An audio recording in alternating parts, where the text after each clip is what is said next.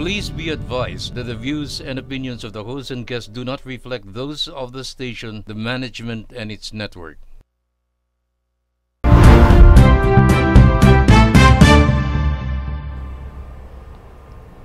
Welcome back mga kabarangay. Nandito na po tayo sa isa sa mga pinaka-aabangang topic ng Sa Barangay Tayo, sa ating Information Desk segment kung saan sabay-sabay nating pag-aaralan ng ating mga duties and functions bilang haligi ng barangay.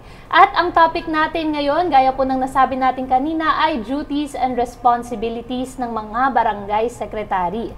Mga kabarangay, umpisahan po muna natin sa qualifications as to who gets to be appointed as a barangay secretary and under the local government code. Ito po ay number 1, the barangay secretary shall be appointed by the punong barangay with the concurrence of the majority of all the sangguniang barangay members. The appointment of the barangay secretary shall not be subject to attestation by the Civil Service Commission. Pangalawa po, the barangay secretary shall be of legal age, a qualified voter, and an actual resident of the barangay concerned.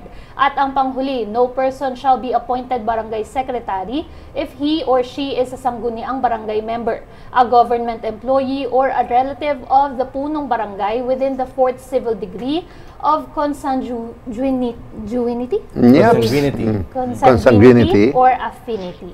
Maraming salamat, SK May. Himayin natin, Yusek, ito pong appointed by the barangay, by the punong barangay with the concurrence of the majority of the sangguniang barangay. Ano po ang ibig sabihin ng concurrence ng sangguniang barangay? Yung concurrence ay siyempre pagsang-ayon, no? Pero yan, sabi nga, ito yung laging pinag-aawayan sa barangay. Kasi, sasabihin ng majority ng mga kagawad, kami ang mag-a-appoint ng ano. Unang-una, yan ay isang malaking pagkakamali. Nakalagay dyan, malinaw na malinaw, ang mag-a-appoint ay ang punong barangay at ang mga kagawad, kayo po yung ibig sabihin na papayag, no? Ngayon, ito ay madalas maabuso. Sasabihin ng kagawad, porque majority sila, hindi, ayaw namin dyan. Tandaan nyo, ang nakalagay sa Local Government Code, uunahin nyo ang kapakanan ng inyong barangay, hindi ang inyong kapritsyo. Pag sinabi ni kagawad na ayoko, ano ang dahilan? Hindi pwedeng sabihin mong pangit, hindi mo gusto mukha niya.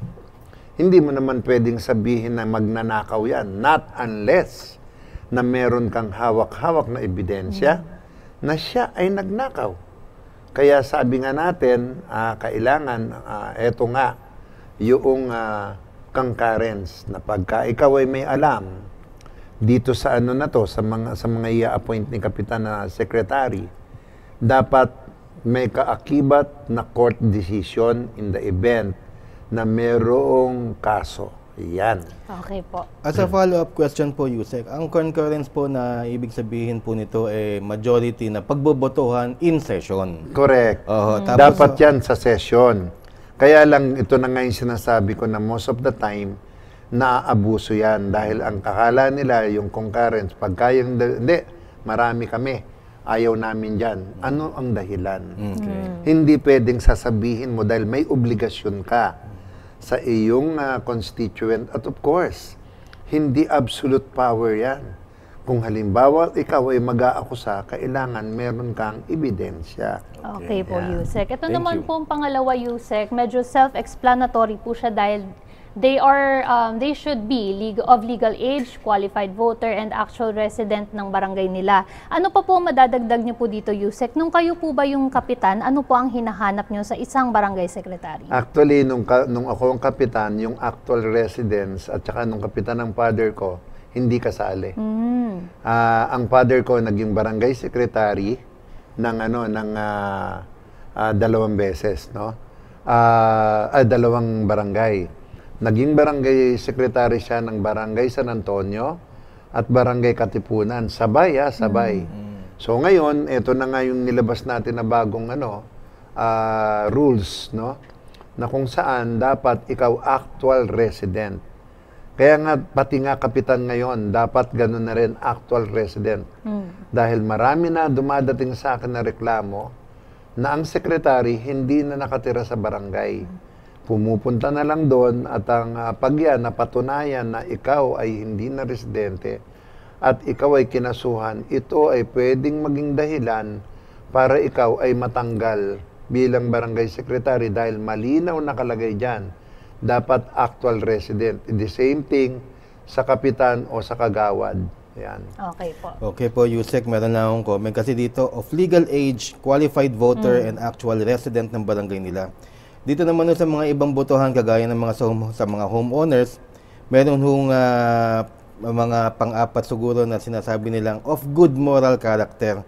Sana balang araw maidagdag to sapagkat maraming na-appoint, marami rin tumatakbo na talagang hindi of good moral character. Ang kanilang mga negosyo ay nagpapasayaw na nakahubad sa beer house, biglang tatakbo ng kapitan, mamimili ng boto dahil maraming pera galing sa beer house. Eh hindi of good moral character yun. Sana masilip natin balang araw pagka senador na kayo. Hindi, siguro dapat nga talagang mailagay yan, no? Of good moral character para isang criteria yan o isa sa mga dahilan para ikaw ay ma-appoint. Actually, pati nga sana sa pag-elect, kaya lang malinaw na malinaw sa ating Omnibus Election Code na pag ikaw ay tatakbo na, na kapitan, able to read and write, residents ng Pilipinas, pagkatapos residents ka dun sa, tapos of legal age, ganun lang eh. Walang educational attainment, no? Tapos at the same time, yun, yung dapat ikaw ay meron kang good moral character. So I hope na yan ay ma-incorporate o makasama sa isang qualification para ikaw ay maging barangay secretary o barangay treasurer. Maraming salamat, Yusek. Okay, no person shall be appointed barangay secretary kung siya ay kagawad, empleyado ng gobyerno, or kamag-anak ng kapitan within the 4th civil degree of consanguinity. Himayin natin ito, Yusek. Umpisahan natin, kailangan hindi siya elected official ng kanyang barangay. Correct. Hindi ka pwede na kagawad ka na, tapos secretary ka pa. Bawal yon. Tapos yung halimbawa, bawal yung anak ni kapitan. Kasi 4th degree eh. Bawal yung apo ni kapitan o basta yung immediate family. Bawal po yan. So, ito, reminder, sa lahat ng mga barangay na nanonood ngayon, pagka napatunayan na inyong barangay secretary ay inyong anak, inyong malapit na kamag-anak, sabi nga, 4th degree, mukhang magkakaproblema tayo dyan. Pero karamihan naman ng mga barangay secretary yun na nga ni kapitan. Usually, minsan yun yung mga leader. Yun Hindi, kasi siyempre, di ba, sa pangalan pa lang. Kaya dapat baguhin siguro yan. Meron mo, sa Tagalog ang barangay secretary? Secretary, Hindi, Kalihim. Kalihim. Lihim, di ba? Secret. Kaya dapat yan, kung pala i-Englishin natin ang kalihim, barangay secret. Kaya pala, Pero ito namang empleyado dapat hindi siya empleyado rin ng gobyerno. Correct. Kasi nga nagkakaroon ng double compensation. Correct. Sa batas. At saka conflict of interest. Conflict of interest. Double compensation yan. Okay? Malinaw tayo dyan. Pero nabanggit niyo yung barangay secretary, Yun na nga yung kay kapitan. Pero naman ako kakilala, kasi malaki ang scope ng duties ng barangay secretary. Alam mo mga ginawa? Ginawa talagang secretary. Opo. As in secretary lang talaga. Sa lahat na ng bagay. So parang di alam nung kapitana na yun na hindi dapat ganun ang function. Kasi alter ego ang barangay secretary, di ba, ng kapitan? Correct. Sometimes nga, minsan mas powerful pa sa kagawa dahil pag wala yung kapitan, iniiwan sa barangay secretary ang administrative functions. Correct. Totoo yan. Kaya importante po talaga na isa-isahin po natin itong mga duties and functions po talaga. Yeah, ano ba yun, Miss Mai? Yes po. At maraming salamat, Yusek, sa inyong mga kasagutan. Ito naman po, ito na po yung mismong duties and responsibilities ng barangay secretary. Pero bago po yan, mabuting ilatag po muna natin dito ang kanilang functions. Nang sa ganon, sa pagtapos ng break natin, natin, ay hihimayin po agad ni Yusek ang mga ito. Ayan po, ayon sa Local Government Code, the Barangay Secretary shall number 1, keep custody of all records of the sangguniang barangay and the barangay assembly meetings. Okay, bago tayo lumipat dun sa ano, ito ho ang kaimportantehan, yung keep records. Alam nyo ba na ang barangay secretary ang naatasan ng ating census na magtago ng listahan ng mga mamamayan sa barangay? Opo. Ganyan ka tindi ang trabaho ng barangay secretary. Okay? Yes po, at mas lalo pa po natin palalawigin yan sa ating next segment. Number 2, prepare and keep the minutes of all meetings of the sangguniang barangay and the barangay assembly. Number 3, prepare a list of members of the barangay assembly and have the same posted in conspicuous places within the barangay.